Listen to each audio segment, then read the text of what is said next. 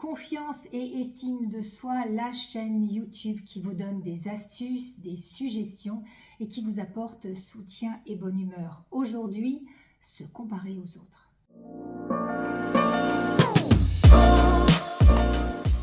Je suis Fabienne Dalphin-Bocheron, je suis coach et thérapeute et j'avais envie de vous dire que pour développer et renforcer la confiance en soi, il était primordial d'arrêter de vous comparer aux autres femmes. Se comparer aux autres, c'est forcément les trouver mieux que vous et dans tous les domaines de la vie. Alors, à vos yeux, elles sont plus jeunes, plus jolies, plus grandes, plus minces, plus diplômées, plus chanceuses, parfois tout à la fois, et vous vous dites qu'à côté d'elles et de leur sublime qualité, elles ont beaucoup de chance et que vous n'avez pas grand-chose. Plus on se concentre sur un problème, plus il existe dans notre vie, dans notre quotidien, et donc il prend une place de dingue.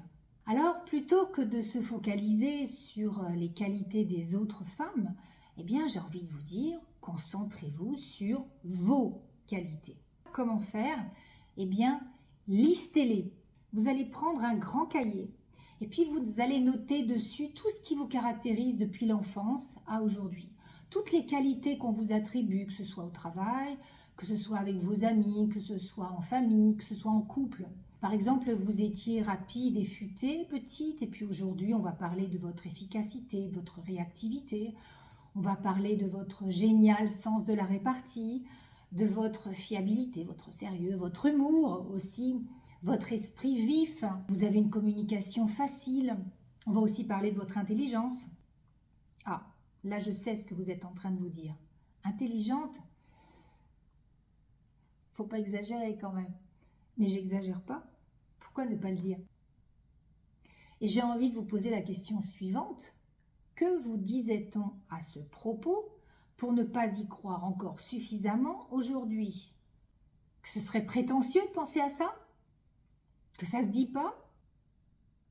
Peut-être que vous avez été comparé à quelqu'un de brillant en fait, et puis vous en avez conclu que vous étiez forcément moins brillante que cette personne-là. Alors bon, parler d'intelligence, même pas en rêve, quoi. Alors, je vous conseille de chercher.